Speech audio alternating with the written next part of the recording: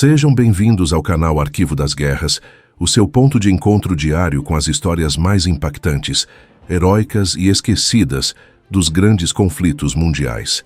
Aqui, a história não é apenas contada, ela é revivida. Imagine estar desarmado no coração do território inimigo, cercado pela elite das tropas alemãs, sabendo que a sua vida vale menos que a munição gasta para tirá-la.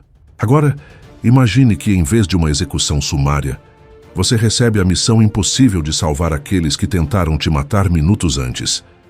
Esta é a história inacreditável de um médico da Força Expedicionária Brasileira que, capturado em combate, inverteu a lógica da guerra.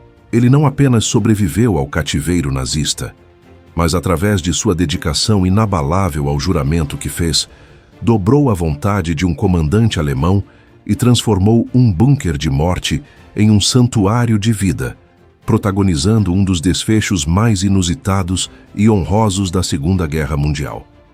Prepare-se, pois o que você vai ouvir agora desafia tudo o que sabemos sobre ódio e compaixão no campo de batalha.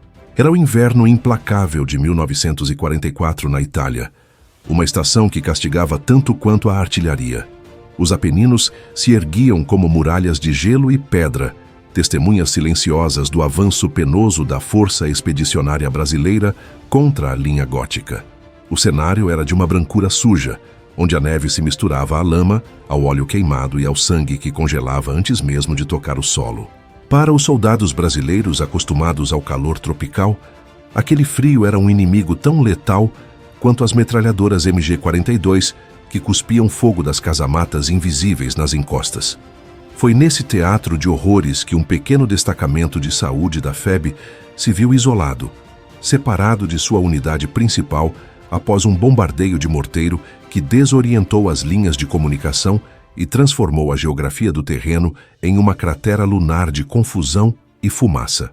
Entre eles estava o oficial médico, um homem cuja arma não era o fuzil, mas o bisturi e a morfina, carregando em sua bolsa a esperança de sobrevivência para qualquer um que cruzasse seu caminho, fosse amigo ou inimigo, embora a guerra raramente permitisse tal nobreza.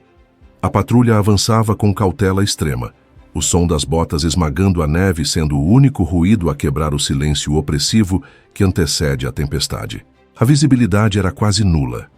Uma névoa densa descia das montanhas, cobrindo o vale como uma mortalha, o que tornava cada sombra uma ameaça potencial e cada silhueta de árvore um possível atirador de elite alemão esperando o momento certo. O médico brasileiro, exausto, com os dedos dormentes pelo frio e os olhos ardendo pela falta de sono, mantinha-se focado na missão de localizar feridos de um combate anterior, mas o destino tinha desenhado uma intersecção diferente para aquela tarde cinzenta.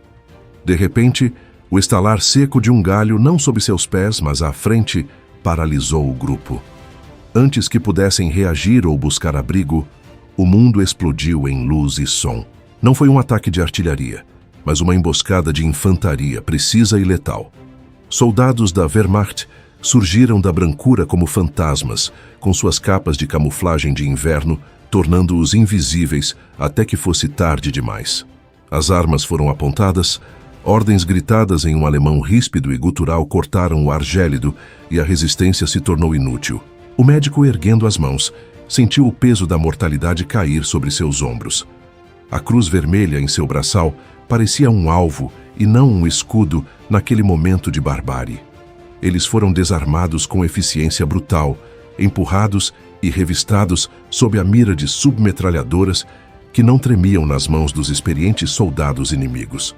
O medo era um gosto metálico na boca, a certeza de que muitos prisioneiros não chegavam aos campos de concentração, sendo executados ali mesmo, na beira da estrada, para não atrasar o movimento das tropas. O médico olhou para seus companheiros, vendo o pânico contido em seus olhos, e preparou-se para o fim. No entanto, algo mudou quando um oficial alemão se aproximou. Ele não olhou para a patente ou para o uniforme brasileiro com o desprezo habitual, mas fixou o olhar na maleta médica e no distintivo da Cruz Vermelha. Houve uma pausa, um silêncio tenso onde a vida e a morte oscilaram na balança da decisão de um único homem. O oficial alemão, com o rosto marcado pela fadiga da guerra e os olhos afundados em olheiras escuras, fez um gesto que não foi de execução, mas de movimento. "Comem-se", ele ordenou, não para um pelotão de fuzilamento, mas para a direção das linhas alemãs. A marcha até o posto de comando inimigo foi uma jornada através do inferno. Eles caminharam por trilhas ocultas, passando por posições de artilharia camufladas e ninhos de metralhadoras que vigiavam o vale abaixo. O médico brasileiro percebeu, com um arrepio que não vinha do frio, que haviam adentrado profundamente no território hostil, longe de qualquer esperança de resgate imediato. Ao chegarem a uma grande casa-mata, parcialmente escavada na rocha e reforçada com troncos de árvores, o cheiro atingiu o médico antes mesmo da visão. Era o odor inconfundível e adocicado da gangrena, misturado com suor, pólvora e sangue velho. Aquele não era apenas um posto de comando, era um matadouro. O oficial alemão empurrou o médico para dentro, e a cena que se revelou era dantesca. Dezenas de soldados alemães, a maioria jovens, quase crianças, convocadas no desespero final do Reich, jaziam espalhados pelo chão de terra batida, sobre macas improvisadas ou simplesmente encostados nas paredes úmidas. Gemidos de dor preenchiam o ar, uma sinfonia de sofrimento que não conhecia nacionalidade ou ideologia. O comandante da unidade, um homem alto, com a postura rígida típica da oficialidade prussiana, mas com o uniforme manchado e desgastado, aproximou-se do médico capturado. Não houve troca de saudações militares. O comandante apontou para os feridos e depois para o médico, em uma comunicação universal que transcendia a barreira do idioma. O médico da unidade alemã havia morrido ou sido evacuado. Eles estavam sem recursos, sem esperança e com dezenas de homens morrendo por falta de cuidados básicos. O brasileiro entendeu imediatamente a sua situação. Ele não era mais um prisioneiro de guerra comum, ele era um recurso vital. Sua sobrevivência, e talvez a de seus companheiros capturados, dependia agora de sua habilidade de salvar os homens que juraram destruir seu país. Sem dizer uma palavra, o médico brasileiro assentiu. Ele se despiu do casaco pesado, arregaçou as mangas da farda verde-oliva e abriu sua maleta. O que se seguiu foi uma maratona de medicina de combate sob as condições mais adversas imagináveis. O bunker era mal iluminado por lamparinas a óleo que lançavam sombras dançantes e macabras nas paredes, dificultando a visualização das feridas. A água era escassa e a higiene precária. O médico começou a triagem, movendo-se entre os corpos com a agilidade e a determinação de quem sabe que cada segundo conta. Ele estancou hemorragias, limpou ferimentos cheios de estilhaços de granada e suturou carnes rasgadas, tudo sob o olhar vigilante e desconfiado dos guardas armados que mantinham suas armas apontadas para suas costas. No início, havia uma tensão palpável no ar. Os soldados alemães feridos, doutrinados pela propaganda nazista que pintava os aliados como monstros, recuavam ao toque do médico brasileiro, com medo de que ele os envenenasse ou causasse mais dor propositalmente. Mas a dor tem uma maneira de quebrar barreiras ideológicas. À medida que o médico trabalhava, suas mãos firmes e gentis trazendo alívio onde havia apenas agonia, a atmosfera no bunker começou a mudar. Ele tratou um jovem soldado com uma fratura exposta na perna, improvisando uma tala com pedaços de madeira de uma caixa de munição, falando palavras de conforto em português que o garoto não entendia, mas cuja entonação acalmava o pânico em seus olhos azuis arregalados. Ele drenou um abscesso em outro, limpou queimaduras em um terceiro, ignorando o cansaço que fazia seus próprios músculos tremerem. As horas se passaram, transformando-se em um borrão indistinguível de sangue e ataduras. O comandante alemão observava tudo de um canto, fumando cigarros uns atrás dos outros, seu rosto uma máscara impenetrável. Ele via aquele inimigo, aquele homem vindo de um país tropical do outro lado do mundo, lutando com uma dedicação feroz para salvar a vida de seus homens. O médico brasileiro não fazia distinção. Ele não via uniformes da Wehrmacht ou insígnias da SS. Ele via apenas tecidos humanos lacerados, ossos quebrados e vidas por um fio. A ética médica, O juramento de Hipócrates falava mais alto que o patriotismo ou o ódio da guerra naquele subsolo úmido. Em um momento crítico, o médico precisou realizar uma cirurgia de emergência para remover uma bala alojada perto da artéria de um sargento. Sem anestesia suficiente, a operação foi brutal e arriscada. O médico sinalizou para que 2 soldados alemães segurassem o camarada e, com um bisturi que ele esterilizou na chama de uma lamparina, fez a incisão. O bunker inteiro prendeu a respiração. O som do metal contra o metal quando ele extraiu o projétil e o jogou numa bacia de metal soou como um tiro. O sangue jorrou, mas logo foi contido pelas mãos hábeis do brasileiro. O sargento, pálido e suando frio, desmaiou, mas estava vivo. O médico limpou o suor da testa com um antebraço manchado de sangue e olhou para o comandante. Pela primeira vez, houve um aceno de cabeça, um reconhecimento sutil de respeito profissional que começou a dissolver a inimizade mortal entre captor e cativo. A noite caiu sobre os Apeninos, trazendo consigo uma queda ainda maior na temperatura. O bunker, apesar de abrigado, era gelado, e o médico brasileiro continuava seu trabalho incansável, tendo já atendido mais de 30 homens. Seus próprios suprimentos estavam acabando. Ele usou o que restava das bandagens alemãs, improvisou drenos e até mesmo usou camisas rasgadas para fazer curativos compressivos. Ele estava exausto, desidratado e faminto, mas não parou. Ele sabia que se parasse, a adrenalina baixaria e o frio ou o medo tomariam conta. Além disso, ele percebeu que havia estabelecido uma espécie de trégua sagrada dentro daquele buraco na terra. Enquanto ele fosse útil, enquanto ele fosse o salvador, seus companheiros brasileiros capturados com ele, que aguardavam num canto do bunker, estariam seguros. Ele estava comprando a vida deles com o seu trabalho. Durante uma breve pausa, um soldado alemão ofereceu-lhe um cantil com café aguado e um pedaço de pão preto duro.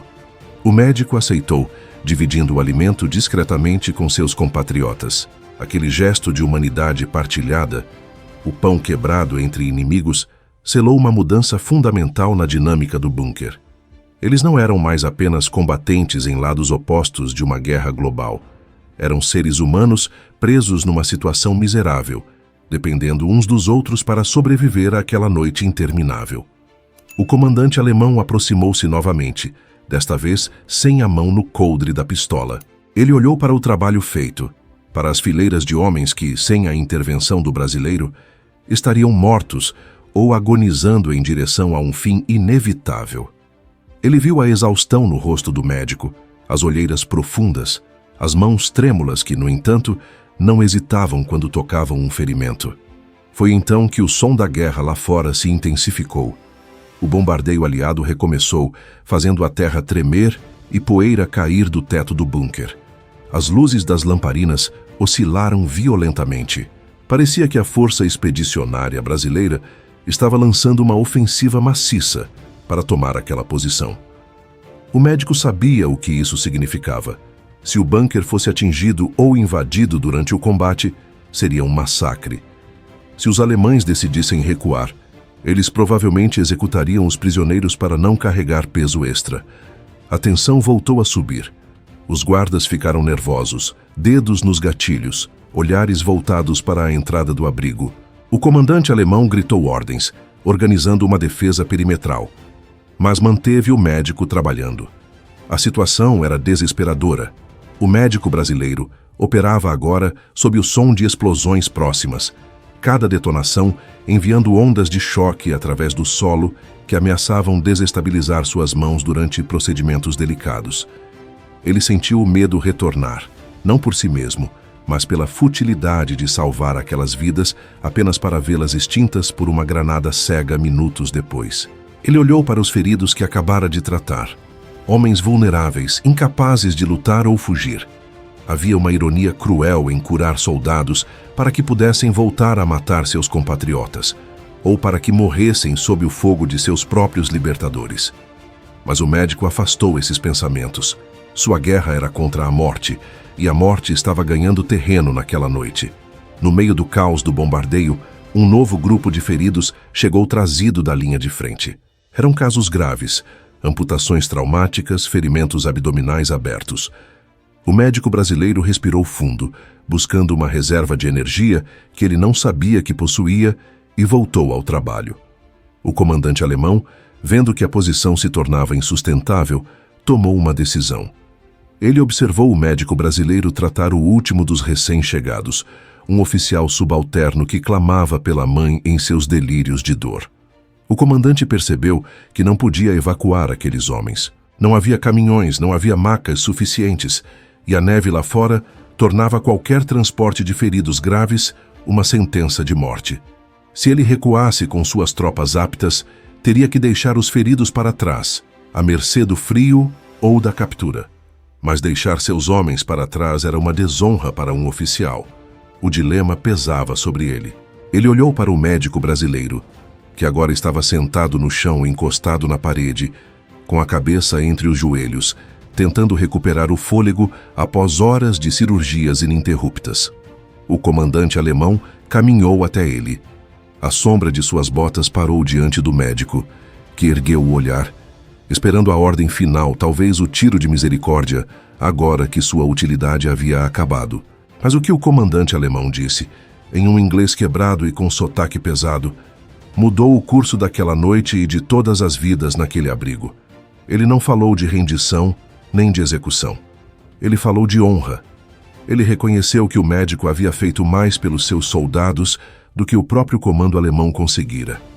Havia uma dívida ali, uma dívida de sangue que precisava ser paga, não com moedas, mas com vidas. O comandante explicou com gestos e palavras duras que suas tropas iriam recuar para uma posição defensiva secundária antes que o cerco brasileiro se fechasse.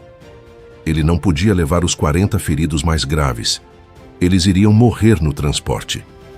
A lógica da guerra ditaria que ele os deixasse com uma granada armada ou simplesmente os abandonasse para morrer congelados. Mas ele olhou para o médico e viu uma alternativa. Uma alternativa que exigiria confiança mútua, em um momento onde a traição era a norma. O plano que se formava na mente do oficial nazista era inaudito, arriscado, e sob as leis rígidas da guerra poderia ser considerado traição. Mas diante da humanidade demonstrada pelo brasileiro, a rigidez militar cedeu lugar a algo mais antigo e visceral, o respeito pelo guerreiro que preserva a vida e não apenas atira. O médico levantou-se, ainda incerto sobre o destino que o aguardava. O comandante chamou seus suboficiais. Houve uma discussão rápida, sussurrada e intensa em alemão. Alguns soldados olharam para o médico com hostilidade, outros com gratidão. A decisão estava tomada. O comandante voltou-se para o brasileiro e fez uma proposta que soava como loucura. Ele libertaria o médico. Libertaria também os outros prisioneiros brasileiros. Mas havia uma condição, um preço a ser pago por essa liberdade inesperada. O médico não voltaria para suas linhas de mãos vazias, nem apenas com seus compatriotas. Ele levaria consigo uma carga preciosa, um fardo de responsabilidade que testaria os limites da compaixão de ambos os exércitos. O comandante apontou para os 40 alemães feridos, deitados no chão do bunker, enfaixados com o trabalho do médico brasileiro. "Você cuida deles", disse o alemão. "Você os leva. Eles são seus prisioneiros agora, mas você garante que eles vivam." Era uma passagem de guarda surreal. O inimigo estava entregando seus próprios homens feridos ao prisioneiro, confiando na ética daquele médico mais do que na sorte da guerra. A preparação para a partida foi feita sob a cobertura da escuridão e do barulho da artilharia distante. Macas foram improvisadas com tudo o que estava disponível. Os prisioneiros brasileiros, agora libertos de suas amarras, mas ainda sob a mira cautelosa dos alemães, foram instruídos a carregar os feridos inimigos. Era uma procissão estranha que se formava. Brasileiros carregando alemães, guiados por um médico que, horas antes, esperava a morte.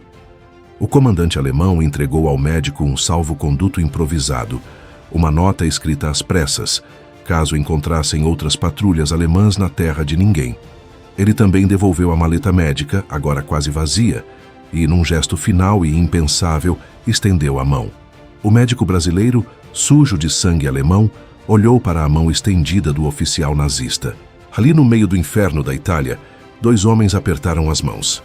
Não como amigos, mas como soldados que reconheceram, por um breve momento, a futilidade do ódio diante da fragilidade da vida. O grupo se preparou para sair do bunker e enfrentar a neve novamente. A tempestade lá fora havia piorado. O vento uivava como se lamentasse os mortos daquele vale. O médico organizou a coluna, verificando cada ferido uma última vez. Ele sabia que a jornada de volta às linhas brasileiras seria tão perigosa quanto a captura. Eles teriam que atravessar a terra de ninguém, um espaço letal onde qualquer movimento atraía fogo de ambos os lados. Eles seriam alvos fáceis, uma coluna lenta e sobrecarregada na vastidão branca. Se fossem avistados pelos brasileiros, poderiam ser confundidos com um contra-ataque alemão. Se fossem vistos por outras unidades alemãs, poderiam ser considerados desertores, ou o médico poderia ser morto antes de mostrar o salvo-conduto. O peso da responsabilidade era esmagador. 40 vidas inimigas, além das vidas de seus próprios companheiros, estavam agora exclusivamente em suas mãos congeladas. O comandante alemão deu a ordem para que seus homens abrissem caminho. A porta do bunker se abriu, e o frio cortante invadiu o ambiente aquecido pelo cheiro de sangue e corpos. O médico respirou fundo o ar gelado, sentindo-o queimar seus pulmões. Era hora de partir, hora de realizar a travessia impossível de volta à vida, carregando o inimigo nos ombros. A porta do bunker se fechou atrás deles, abafando os gemidos dos moribundos que não puderam ser transportados e selando o destino daqueles que ficaram. Do lado de fora, a realidade dos Apeninos atingiu a coluna como um golpe físico. O vento cortante, carregado de cristais de gelo, açoitava os rostos expostos, e a temperatura despencara para níveis que congelavam o vapor da respiração antes mesmo que ele se dissipasse no ar. A escuridão era quase absoluta, quebrada apenas pelos clarões esporádicos da artilharia distante que iluminavam o horizonte como relâmpagos artificiais, revelando por breves segundos a desolação branca e interminável que se estendia à frente. O médico brasileiro tomou a dianteira, segurando a lanterna com um filtro escuro, guiando aquele cortejo fúnebre de vivos. Atrás dele, seus compatriotas, soldados da Força Expedicionária Brasileira, que haviam sido capturados e agora estavam livres, curvavam-se sob o peso das macas improvisadas e dos corpos dos soldados alemães feridos. Era uma imagem que desafiava toda a lógica da guerra. Uniformes brasileiros carregando uniformes da Wehrmacht, não como troféus, mas como irmãos caídos. O peso físico dos alemães era ampliado pela neve profunda, que chegava aos joelhos em certos pontos, transformando cada passo em uma luta exaustiva contra a exaustão e a gravidade. O silêncio era imperativo. Qualquer som, um grito, uma queda metálica, poderia atrair a atenção de patrulhas de ambos os lados. Se os alemães nas posições adjacentes os vissem, abririam fogo por acreditar que eram desertores ou uma força de ataque inimiga. Se os brasileiros os vissem surgindo da névoa sem aviso, disparariam primeiro e perguntariam depois. Eles eram fantasmas caminhando no fio da navalha, suspensos no limbo mortal da terra de ninguém, onde a única lei vigente era a balística. A marcha prosseguiu com uma lentidão agonizante. O médico parava a cada 100 metros ouvindo o vento, tentando discernir o estalar de armas ou o motor de veículos entre as rajadas da nevasca. Ele sentia o peso da responsabilidade esmagar seu peito mais do que o frio. Ele havia feito uma promessa a um oficial inimigo, uma promessa selada com um aperto de mão sujo de sangue, e a honra de sua farda e de sua profissão dependia de cumprir aquele acordo insano. Em um momento de tensão extrema, um sinalizador iluminou o céu, pairando sobre o vale como um olho incandescente de magnésio. A coluna inteira congelou. Os brasileiros se jogaram na neve, protegendo os corpos dos alemães feridos com os seus próprios, numa inversão total do instinto de sobrevivência.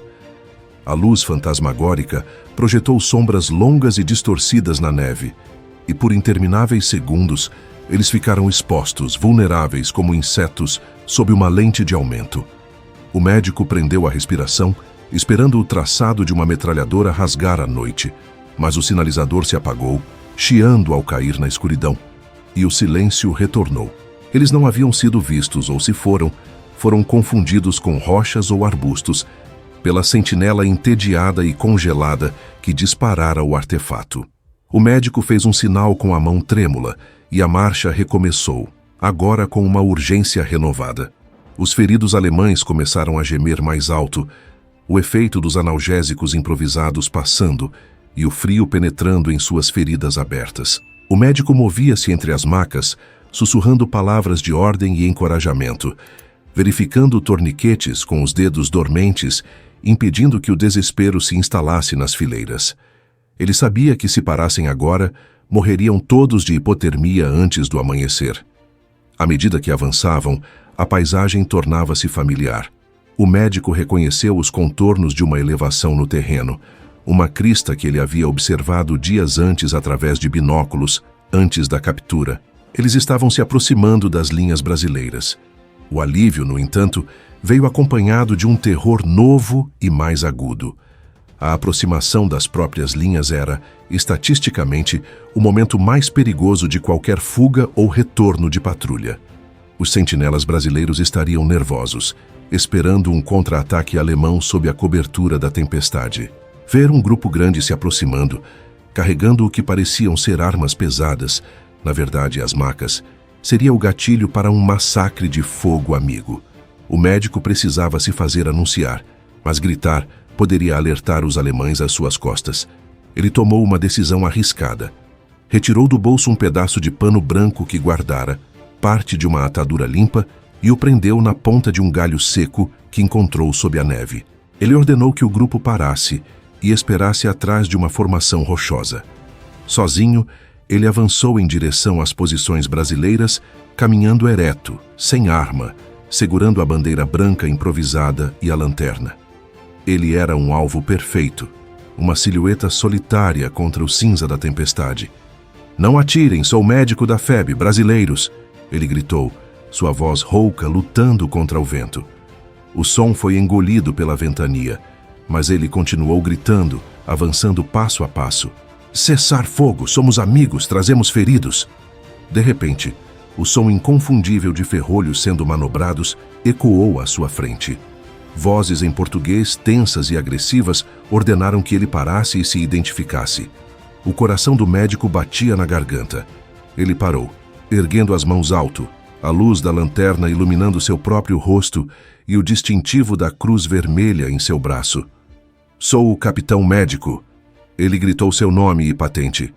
"Fomos capturados. Estamos voltando." Houve um momento de confusão nas linhas brasileiras.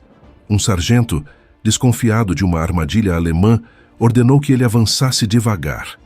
Quando o médico finalmente emergiu da névoa e foi reconhecido por um dos sentinelas, a tensão explodiu em incredulidade. Mãos amigas o puxaram para a segurança da trincheira, oferecendo café e cobertores, mas o médico recusou. Ele apontou para a escuridão atrás de si. "Não estou sozinho", disse ele ofegante. "Tenho 40 homens comigo. Preciso de maqueiros agora." A revelação de que os homens que ele trazia eram, na maioria, soldados da Alemanha nazista, causou um choque sísmico no posto de comando avançado. O comandante da companhia brasileira olhou para o médico como se ele tivesse perdido o juízo nas neves. Trazer prisioneiros era uma coisa. Trazer 40 feridos graves do inimigo, arriscando a vida de soldados brasileiros para carregá-los, era algo que não constava em nenhum manual militar. Mas a autoridade moral do médico, forjada no inferno daquele bunker e na travessia suicida, era inquestionável naquele momento. Ele não pediu permissão. Ele exigiu assistência médica e foi atendido. Pelotões de soldados brasileiros saíram das trincheiras, correndo para a terra de ninguém, guiados pelo médico, para ajudar a trazer a carga humana que esperava nas rochas. O que se viu a seguir foi uma das cenas mais humanitárias da campanha da Itália. Dezenas de macas entrando no perímetro brasileiro, soldados pracinhas carregando seus inimigos mortais com um cuidado quase fraternal. Não havia ódio nos olhos dos brasileiros que recebiam os feridos, apenas uma curiosidade sombria e o respeito silencioso por quem sobreviveu ao impossível. No posto de saúde de campanha, O caos organizado se instalou. Tendas foram iluminadas, cirurgiões brasileiros foram acordados e, lado a lado com o médico exausto que acabara de chegar, começaram a operar os soldados alemães. O sangue que manchava o chão das tendas era indistinguível, vermelho, ferroso e vital. O médico da FEB, movido por uma energia que transcendia a biologia, recusou-se a descansar até que cada um dos 40 prisioneiros tivesse sido triado e atendido. Ele viu nos olhos dos alemães, agora limpos e aquecidos, a gratidão muda que substituíra o medo da doutrinação. Eles esperavam tortura ou execução e receberam morfina e sopa quente. Aquele ato de misericórdia desmontou a narrativa de ódio que sustentava a guerra, pelo menos dentro daquelas 4 paredes de lona. Um jovem cabo alemão, segurando a mão do médico brasileiro enquanto sua perna era enfaixada, murmurou em alemão: "Danke, Engel." Obrigado, anjo. O médico apenas sorriu, um sorriso cansado e triste, sabendo que anjos não existem na guerra, apenas homens que escolhem não ser demônios. A notícia do retorno do médico e de sua estranha caravana correu pelas linhas aliadas, chegando até o alto comando. Houve quem criticasse a logística gasta com o inimigo, houve quem questionasse a segurança, mas a maioria viu o ato pelo que ele realmente era: a afirmação suprema da civilização contra a barbárie. O médico brasileiro não apenas salvou corpos, ele salvou a alma de seu destacamento. Ele provou que mesmo quando o mundo inteiro conspira para transformar homens em monstros, a escolha de permanecer humano ainda existe. Na manhã seguinte, quando o sol finalmente rompeu as nuvens de tempestade sobre os Apeninos, iluminando a neve imaculada que cobria os rastros de sangue da noite anterior, o médico finalmente dormiu. Ele dormiu o sono pesado dos justos, sabendo que do outro lado das linhas, um comandante nazista provavelmente olhava para o mesmo sol, ciente de que seu inimigo havia cumprido a palavra. A guerra continuaria, brutal e impiedosa, por mais meses. Muitos daqueles homens ainda morreriam. Mas naquela noite, naquela montanha esquecida da Itália, a morte havia perdido. Esta história, meus amigos, é um testemunho poderoso de que a coragem não se mede apenas pela capacidade de destruir, mas pela audácia de curar. O médico da FEB, cujo nome muitas vezes se perde nos livros de história focados em generais e estratégias, nos deixou um legado que ecoa muito além dos campos de batalha da Segunda Guerra Mundial. Ele nos ensinou que o juramento de proteger a vida não tem fronteiras, não tem bandeira e não tem uniforme. Se você se emocionou com essa jornada incrível de sobrevivência e humanidade, não deixe essa história morrer aqui. Compartilhe este vídeo, inscreva-se no canal Arquivo das Guerras e ative as notificações. A história está cheia de heróis anônimos, esperando para serem descobertos. E nós estaremos aqui todos os dias para trazer essas lendas até você. Até a próxima missão. Essa história que eu acabei de contar, ela é só a ponta do iceberg. A gente sabe que a história oficial, aquela que ensinam na escola, muitas vezes é higienizada. Ela esconde os detalhes sujos e os acordos secretos. E se você, assim como eu, gosta de saber o que aconteceu nos bastidores, eu tenho um convite. Eu reuni 50 fatos documentados que os livros ignoraram em um material exclusivo: O Lado Oculto da História. O link para baixar está aqui na descrição ou no QR Code da tela, se estiver na TV. E como forma de agradecer a você que ficou comigo até o final desse vídeo, eu liberei um desconto especial. Na hora da compra, digite o cupom BRASIL, tudo maiúsculo, para garantir um preço exclusivo. É um presente meu para os inscritos mais fiéis. Clica lá e boa leitura.